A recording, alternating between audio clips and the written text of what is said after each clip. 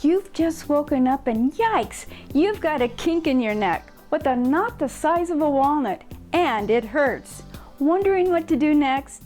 Stay tuned as we walk you through a 7-step natural self-treatment regime that's sure to get you back to normal faster.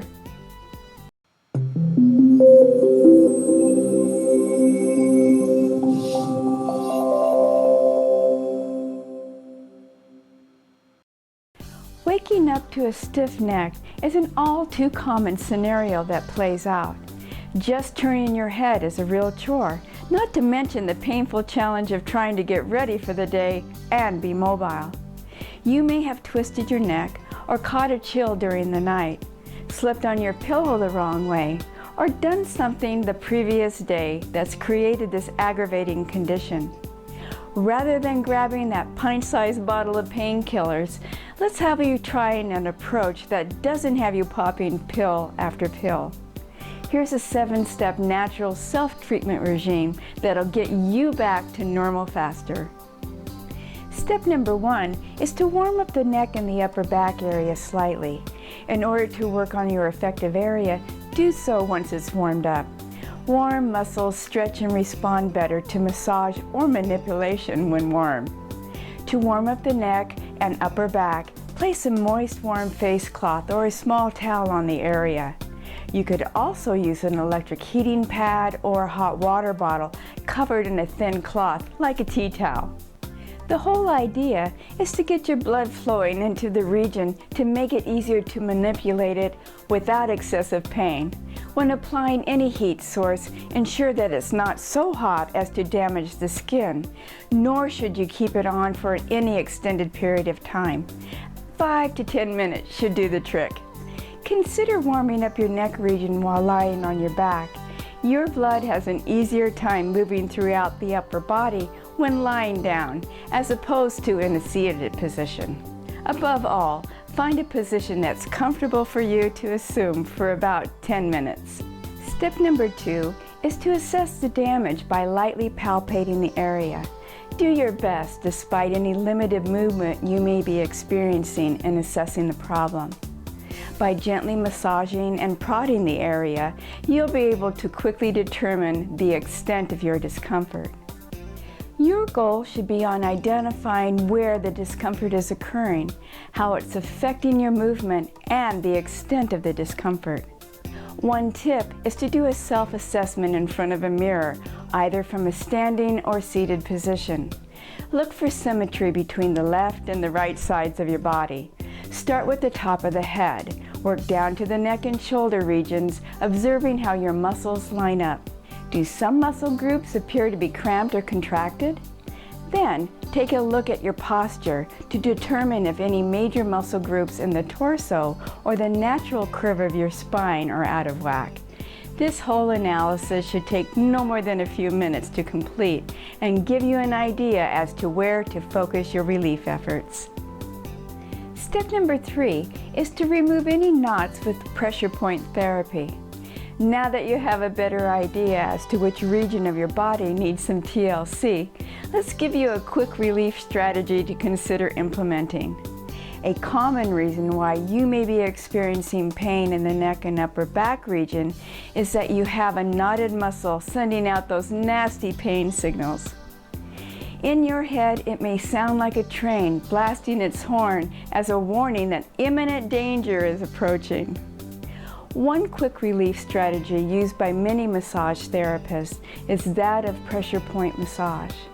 The idea is to apply targeted steady pressure to the knotted muscle, which allows it to slowly release its painful contraction.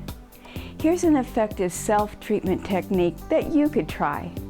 First, place a couple of golf, high bounce, or tennis balls in the ends of a pair of pantyhose. Guys, make sure you get permission from your spouse before you start raiding her dresser drawer. With the 2 balls placed over your tender muscle area, lean against a wall. You could also lie down on the floor for this technique. Apply gentle pressure against your knotted muscle using your body weight, the balls, and the surface to control the amount of pressure. Maintain steady pressure for 30 seconds to a minute. Aim for a pain level of 5 on a scale of 1 to 10, with 1 being no pain and 10 being intolerable. If you're grimacing or holding your breath, you're pressing too hard. Reposition the balls and repeat several times until you feel the knot is beginning to release. A variation of this technique is to use just 1 ball in a sock or plastic bag slung over your shoulder. Having the ball in some sort of sock or bag allows you to have greater control over its placement. You don't want to be scurrying after a bouncing ball when your neck is in pain. Step number 4 is to flush out the area with self-massage. Now that you've broken up some of the congestion in your neck or upper back region, it's time to increase the blood flow to the area. To do so, you'll want to use gentle neck massage that further elongates the contracted muscles, releasing any painful contractions. When self-massaging your neck and upper back, do so with the intent of increasing the blood flow to the region. Use slow, deliberate strokes with your fingertips or hand. Massage with short, repeated strokes from one side of the painful spot to the other. Do the massage in one direction for best ergonomics. Limit your massage to a dozen or so slow strokes per trigger point, and do the same for the surrounding muscles. For best results, you'll want to create the conditions that promote healing and not be too aggressive. For hard-to-reach areas, improvise. Could you use a ball or another tool to gently massage the area? A great investment if you're prone to neck and back and hip muscle pain is the Theracane tool that allows you to do some self-massage. You can pick it up for about $45. Ideally, having your significant other or a friend massaging the area while you focus on relaxing is the preferred way to flush out any congestion. The whole neck massage process could take 5 to 15 minutes, depending on the extent of the discomfort. Keep in mind to pace yourself should you be massaging with your fingers and hands. These small muscle groups may not be used to working continuously for long stretches at a time, so go easy. Step number 5 is to stretch the neck and upper back muscles. Now that your muscles are experiencing some tension release and relaxation, it's time to address any imbalance problems. By performing some simple stretches while the muscles are still warm, you'll be one step closer to realigning any imbalances that may exist. Your stretching should be slow, fluid, and feel good, not painful. Here's one simple neck stretch advocated by the well-known physiotherapist Robin McKenzie. The McKenzie chin tuck helps to unload the pressure off of the discs. From a seated or prone position, slowly tuck your chin down towards your chest. You should feel a gentle stretch of your cervical spine. Hold this stretch for 15 to 30 seconds. Return your head back to a neutral position and repeat this stretch several times. Adding a couple of other neck and shoulder stretches will create a simple stretching routine that should take you only 5 to 10 minutes to complete. Step number 6 is to cool down any inflammation.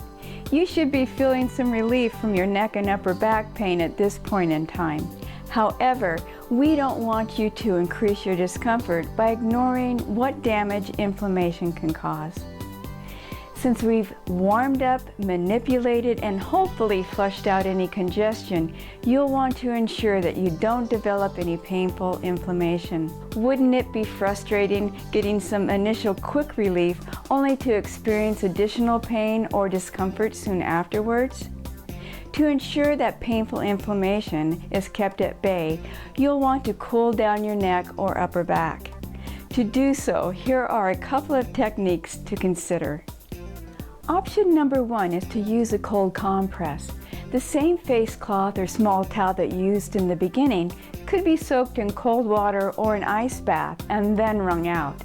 Place the cold compress on the affected area, re-soaking it when needed to keep the area cooled down. The neck area is easy to reach from either a seated or prone position. However, for the upper back, you may need to lie down on the compress, rolling over to change it from time to time. The compress should be used for no more than 15 to 20 minutes. Your goal should be to reduce the warm feeling over the affected area, as well as decrease the blood flow that could lead to painful swelling. Option number 2 is to use ice massage. One of our favorite ways to deal with inflammation is with gentle ice massage. We fill up styrofoam cups with water, then pop them into the freezer overnight.